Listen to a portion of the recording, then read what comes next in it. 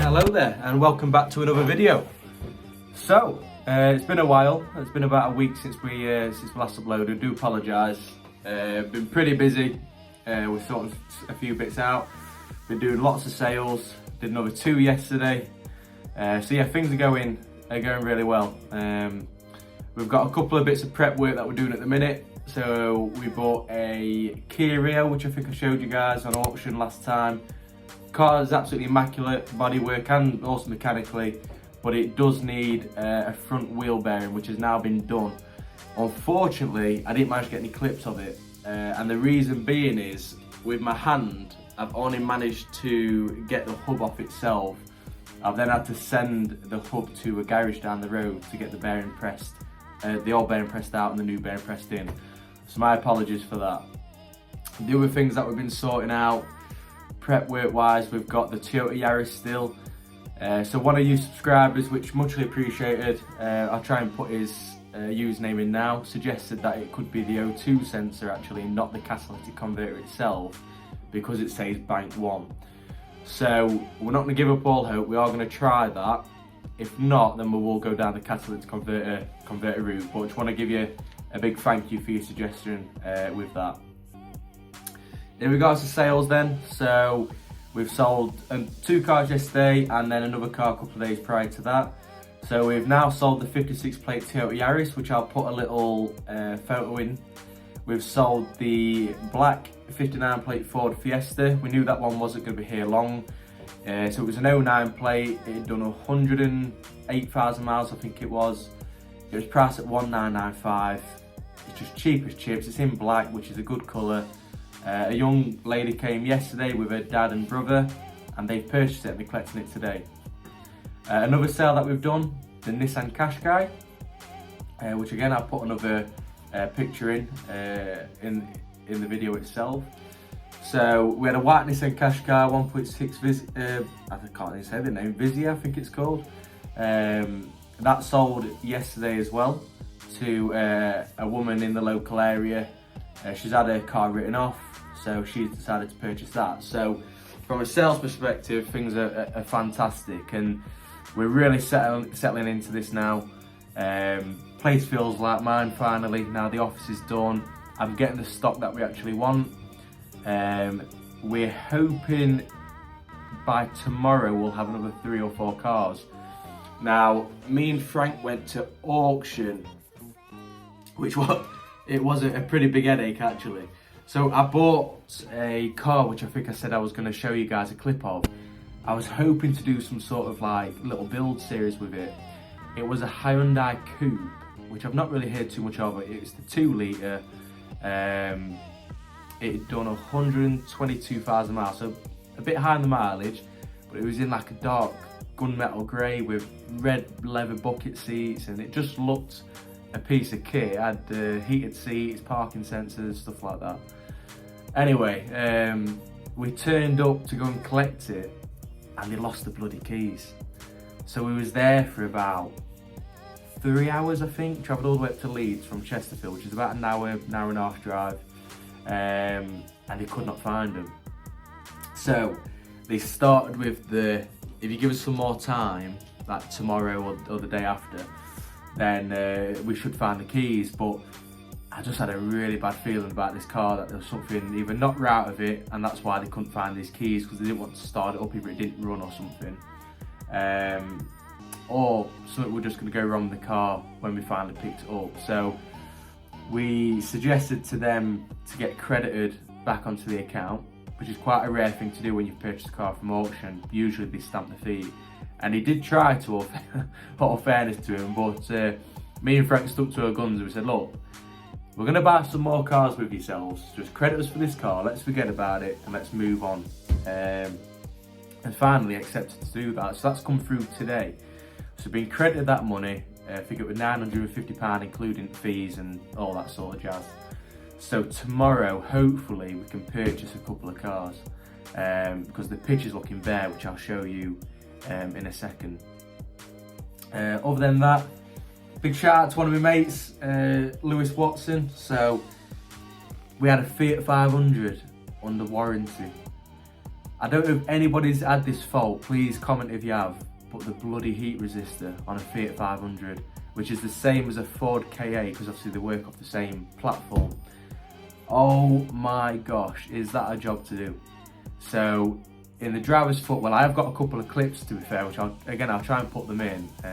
Editing's not my strong point, so bear with me. But you had to take the driver's seat out, which we did, and then right under the back of the clutch pedal, if you poke your head right up, you've got to dislocate your whole face to get up there, and then you can just see this little 5.5mm bolt. I mean, it's an unusual size to start with, so, and it's planted on its side, so you can't physically get a socket up there.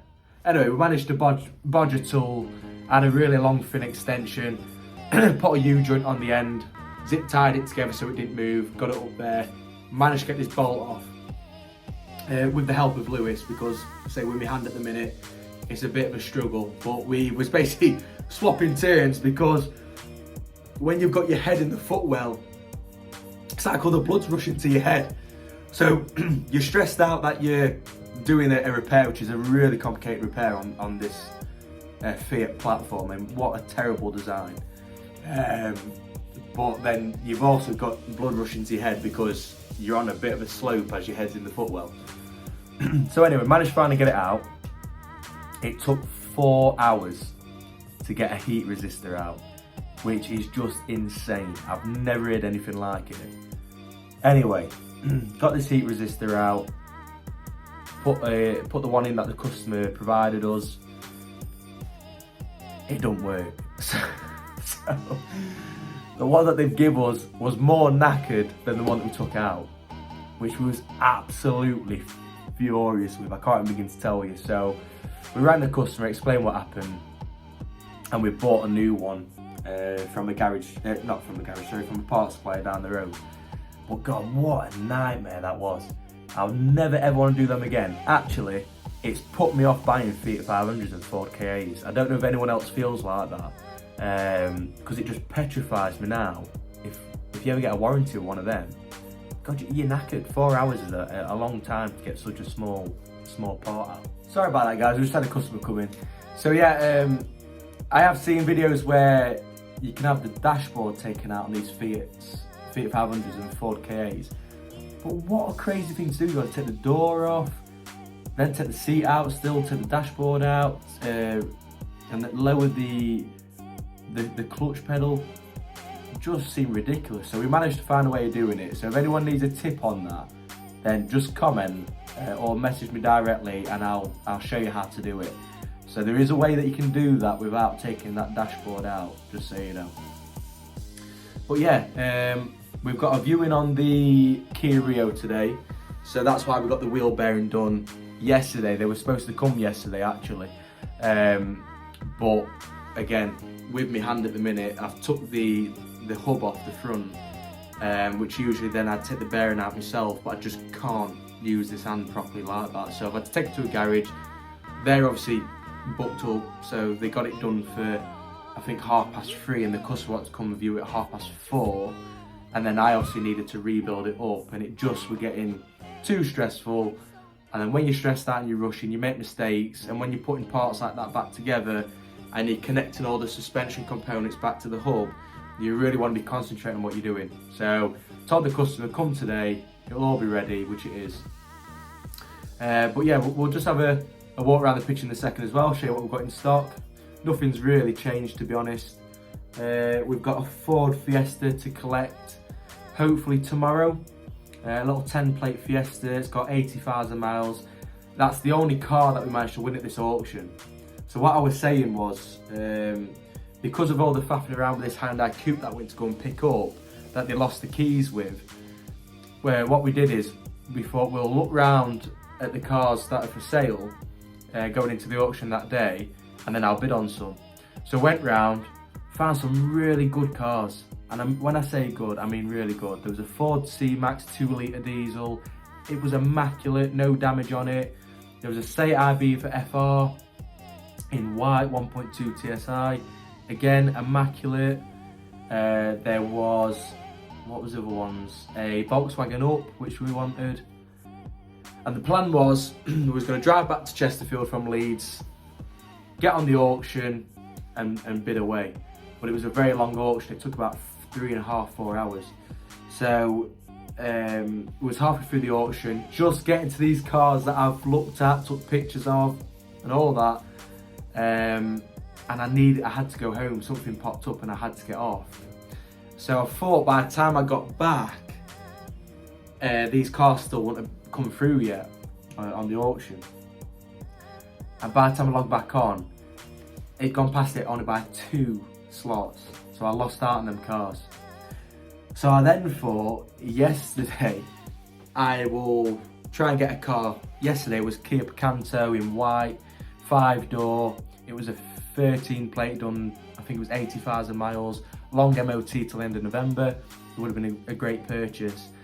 But then in the process of taking the wheel hub of the Kia Rio, a set of customers walked on the pitch for a Ford Fiesta that we've got, which I've mentioned, which we've sold, which you obviously can't turn that away. So by the time I got back inside, I lost out on the whole auction again. So tomorrow, I'm not gonna come into work. I'm gonna stay at home whilst the auction's on. I'm gonna lock myself away in my room and get some of these cars bidded and hopefully won and collected as soon as possible. But yeah, we other than that, we've had a robbery on the site. So from what we can make out, there's robbers going around the Chesterfield area at the minute. There's a business at the back of us which has been broken into. So I had a police officer call me at 9:30 a few days ago. Now it come up as a mobile number, so I thought it was an inquiry, which I know you shouldn't answer at that time, but look, you can't turn business away. So I answered it, and it was a police officer. And I thought, oh my gosh, what have I done? I've been, I don't know, caught doing something or whatever. And he says, oh, it's nothing to worry about. I was like, right. And he says, there's been a robbery down here. We don't know if your business has been broken into. So I'm like, oh no, this is just not what we need. So I've come down, and luckily we haven't been, but the business at the back of us have lost a hell of a lot of stock. So apologies to them with that. It's absolutely gutting that there's people out there who are doing them things to businesses. So yeah, let's go on the pitch and we'll see what's going on. So just before we go on to the pitch, this is the car in question today. So we have a customer that's coming down on this, hopefully at 4:30. Hope they show up. They do seem to be pretty keen. Like I said, they were supposed to come yesterday and have agreed to come today. The wheel bearing was on this side, so the front passenger side. Absolute nightmare to get that off. You have to take every suspension component off to get to it, and then the bearing needs pressing out. So yeah, nightmare, but it's immaculate. There's no pressure even if it doesn't sell today, because this car will fly out. There's been so much interest on. And this is the pitch. So we are absolutely running out of cars. We've got 2 spaces on the front there. This is the Fiesta that is sold. So that's going to be another space. But we have got a silver Fiesta to replace that. There's another space here. That's from the Nissan Qashqai that's sold. That Fiat 500 is still here, guys. I thought that'd have gone by now, so I think I'm going to adjust the price. This Suzuki Vitara needs advertising. We're going to crack on with that today. And this is another one which I thought would have gone by now. There's been a bit of interest on it. People have arrived to come and view it, but it is a Cat N. It's from the previous tenant, and it is a Category N car. And they are very hit and miss. You have to be very careful what you're buying. So hopefully it sells soon. We've had some interest on the Citroen C1. I don't think this car's going to be here long. We've had 2 inquiries on it. One's wanting to come over the weekend, so I think that should be gone by then. And this is another one here, which again I thought would be gone. But what's happened is, so the Astra, the Fiat 500, and another car which is now sold. Oh, there it is, sorry. The Toyota Yaris. I bought these cars when I first landed on the site, and it was when there was a bit of a peak in regards to auction prices, which they are still high now, but they was ridiculously high then. So the cars owe me pretty strong money. So I'm just thinking of clearing the decks with these cars, because we're no longer buying cars anything older than a 2012. So we are trying to push the stock profile up. Frank's Beast is still there with his private plate, still not letting me have it. Sign is still looking absolutely epic, love it. And yeah, that's just a quick walk around. So nothing's really changed other than we've sold quite a few cars. So we'll pop back inside and we'll have another chat.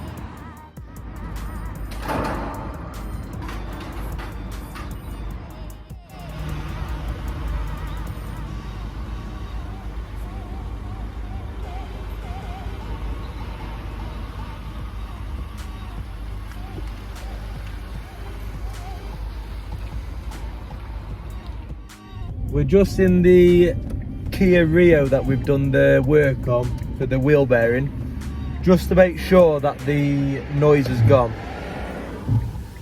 because it was a pretty strong humming noise. It was quite hard to actually diagnose it.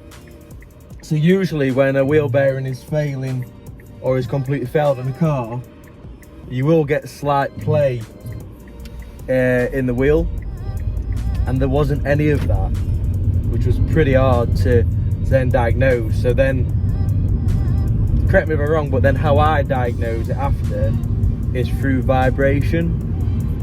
So when you spin the wheel, so jack the car up, and when you spin the wheel, if you hold the spring, the coil spring of the car, if there's a strong vibrating going through it, then usually it's from the wheel bearing, and it means that it's a bad wheel bearing.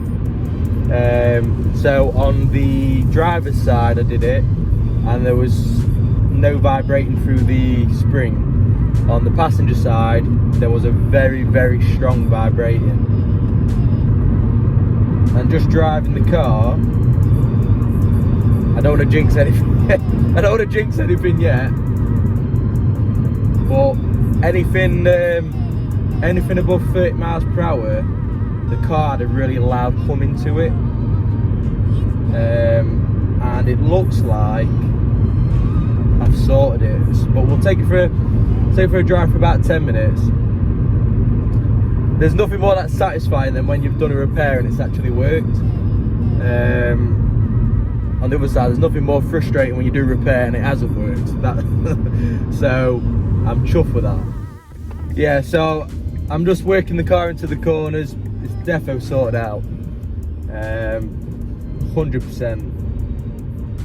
There's no humming, no grinding. And again, another way that you can tell a bad wheel bearing, just so you know, is if you turn the car into the corner, left and right, if the noise goes when you turn it to the right or left, then it means it's that side which has failed. So that's another tip for you. But no, I'm really happy with this. So just gives you a bit of confidence when you've got the viewing. There's nothing worse than when a customer turns up to see a car and there is something that needs doing to it, because you've really lost the game straight away then. That's when the customer's asking for discounts and doesn't accept your credibility as a business and stuff. So I like to get all these things done beforehand, so when they go for a test drive, they're not going to hear any horrible noises or anything like that. Because if I was buying a car, that'd put me off. I would walk away actually. So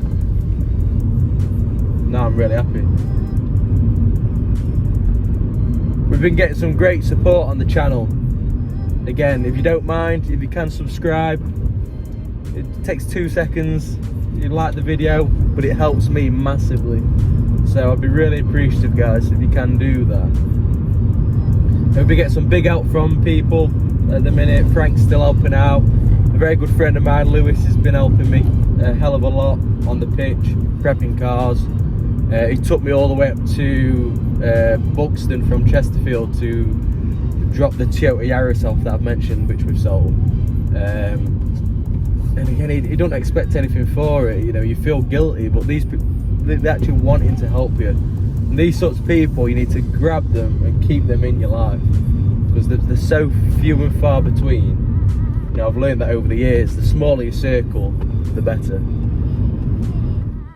But business-wise, I'm 100%. I'm getting used to running this business myself, because the first couple of weeks I was super stressed out. Even though I was selling cars and stuff, I just couldn't get my head round the business side of it. You know, paperwork, filling out your spreadsheets. I don't know if everybody does that in the motor trade, but I like to keep track of where I'm at cost-wise. So I've got an Excel spreadsheet layout. You know, updating that all the time, making sure that the cars that you're buying have actually got margin in, which I've been stung by. And that's a big lesson that I learned last month. I bought these, I think I've showed them you already on the pitch. I bought these 3 or 4 cars from auction. I knew they had no margin in them, but I was feeling the pressure of getting cars on the pitch, so I bought them, and it's backfired. I'll actually probably lose money on these cars.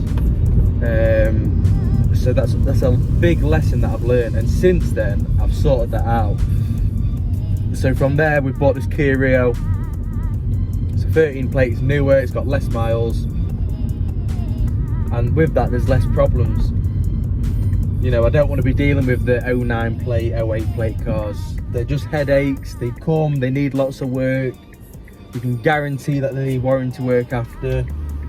They're all probably need head gaskets doing after about 100 yards of driving. And yeah, it's just not a nice experience. And this sounds really terrible, but them cars attract a certain customer which don't want anything to do with the ones who want everything for nothing. They want to buy a car for £1,000. They want warranty for 10 years. You know, you'll never get rid of them, and I'm trying to avoid that at all costs. So we're upping the price of the cars, upping the age of them, and with that it does naturally attract nicer customers. And with that, hopefully some part exchanges as well. We've had some luck with part exchanges in the past, but we don't get that many, if I'm totally honest. We sold a Fiesta about a week and a half ago, which attracted the Fiesta that we've sold yesterday. And that's really the only decent part exchange that I've had in since going onto this site. So that's something that I'm really trying to push, and that will avoid auctions. You know, we do like to do private purchasing, as I've mentioned before, but it's not always possible. Either there's not cars available, or naturally a lot of private sellers want more for the car, which is absolutely fine.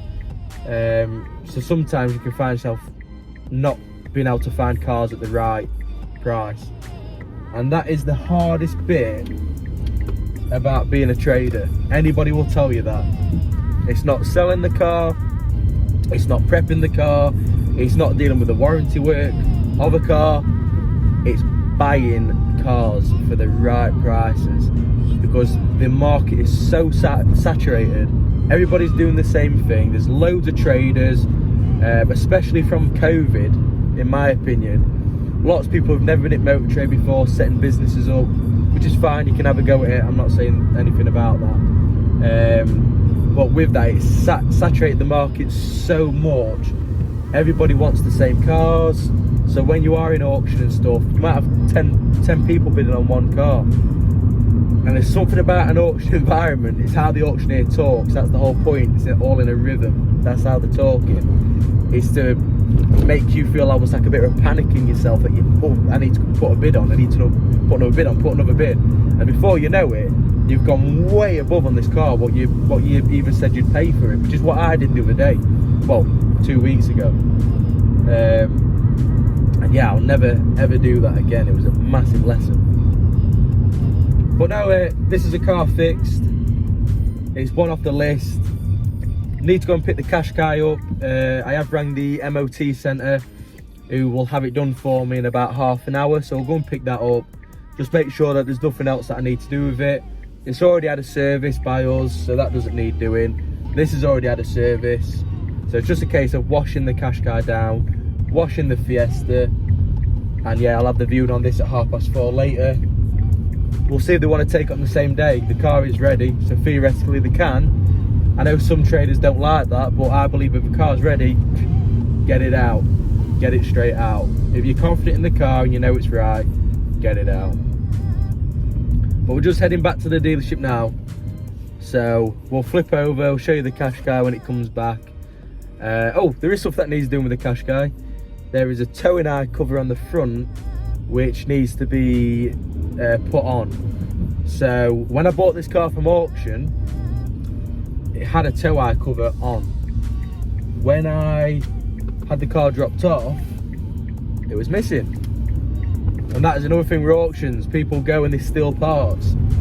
So I've had to go and buy another tow eye cover, paint it, and we'll fit that when we go and collect the car. So that's where we're at for today, and we'll have a catch up. Right then guys, so we've just collected the Nissan Qashqai from the MOT centre. So it's now all ready for the customer to collect. She is on her way now. We've put the tow eye cap on, as you can see, so that's done, makes it look a bit cleaner on the front end. But yeah, she's all ready. Really excited for this customer to collect this car. She's had a bit of a rough time lately, past a couple of months, so she had a car written off. She was struggling to find the car for the right price. We was actually recommended from another dealer to her. She came down yesterday, purchased the car, and she's collecting today, so she's really grateful, and we're really excited to see her collect that car. Kia Rio is now all parked up, so that's ready for its viewing at 4:30. And then the last one is just this Ford Fiesta over here, which has already had a jet wash on the outside. It's had its tyre slick put on as well. So just this one, which is being collected at around 3 o'clock. Put some new wheel trims on. I just think little bits like that brings it back to life. And we've got to remember, it is a 15-year-old car. There's going to be blemishes on it, but we just make sure that they are mechanically safe, and also we try and get them as good looking as we possibly can for the age of mileage. So what's the plan today then? So as mentioned, we've sold the Fiesta, the Nissan Qashqai. They're both going today. So the Nissan Qashqai has gone for MOT yesterday, which we thought it had passed. We've looked over everything and we couldn't see anything, all the bushings are okay, etc. But it's failed on quite an unusual thing. So the suspension arm ball joint that goes into the wheel hub itself, the hub has warped. So the actual joint that it sits in is moving about, which is quite an unusual thing to happen. I don't really have many experience in that. So that's been repaired today. Customer will be collecting later on, about 4 o'clock I believe. And then the Fiesta customer, that car's ready to go, it's on the pitch. We'll move it off later on, give it a bit of a clean down. And yeah, that's already paid for, they'll be collecting it. And it's nice customers like that. I love first time driver customers. Yes, you can meet some parents which are a nightmare, but this particular gentleman that came with his daughter and his son yesterday was fantastic. Such a lovely bloke. Just wanted a safe car for it, but it weren't a pain in the backside with it where they just asked for such unrealistic things. He was a really nice, down-to-earth man. He actually lives near myself. We got on really well, and yeah, I love being a part of processes like that. You know, first time driver, and that's because I remember, you know, my first car. I had a Seat IB for 1.4 Sport. It was an 06 or 07 plate in black. Did all the typical stuff to it, pimped it up. I think I took up back seats and everything out of that actually. I must have looked ridiculous, but you know, you do these things when you're young. But that car to me, I remember it for the rest of my life. And I just love it that I'm a part of a process, you know, for example, like this Fiesta customer, where she'll always remember that first car, which means hopefully she'll always remember where she's bought it from as well. And then this is how you get these retaining customers. You know, they'll suggest their friends because their friends will be passing their tests and stuff like that as well. And that's how it snowballs. That, you know, so we love absolutely lovely. But that is just a quick catch up for Wednesday. Nothing too exciting, if I'm honest. Just to let you know where we're at. Make sure you know I've not forgotten about anyone. I've not disappeared off the face of the earth. Just been super busy. We'll try and get some clips throughout the day of valeting and bits like that, which we'll be doing. But as I mentioned, guys, I'm pretty restricted, so my apologies. And yeah, we'll see you for the next one. Thank you.